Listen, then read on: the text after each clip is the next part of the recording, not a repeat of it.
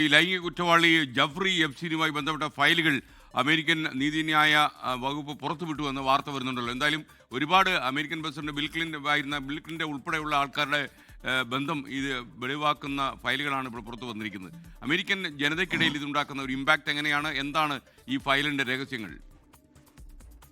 SKN ഏറ്റവും latest ആയിട്ട് നമുക്ക് ഇരിക്കുന്ന റിപ്പോർട്ടുകൾ അനുസരിച്ച് ഇത് അമേരിക്കയിൽ മാത്രം ഒതുങ്ങത്തില്ല. കടൽ കടന്ന് ഇന്ത്യയിൽ ഏതാനും മണിക്കൂറുകൾക്കകം എത്തുമെന്ന് ഒരുപക്ഷെ നമുക്ക് കണക്കുകൂട്ടാം. ഇന്ത്യയിലെ തന്നെ ചില പ്രധാന വ്യക്തികളുടെ പേരുകൾ ഈ എപ്സ്റ്റീൻ ഫയലുകളിൽ ഉണ്ടെന്നുള്ള ചില സൂചനകൾ വരുന്നുണ്ട്.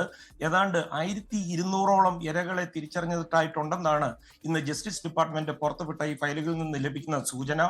ബിൽ ക്ലിന്റൺ, അതുപോലെ മൈക്കിൾ ജാക്സൺ, മൈക്ക് ജാഗർ തുടങ്ങിയ പ്രമുഖരുടെ പേരുകളും ചിത്രങ്ങളും എല്ലാം ഈ പുറത്തുവിട്ടിരിക്കുന്ന ഫയലുകളിൽ വന്നിരിക്കുന്നു.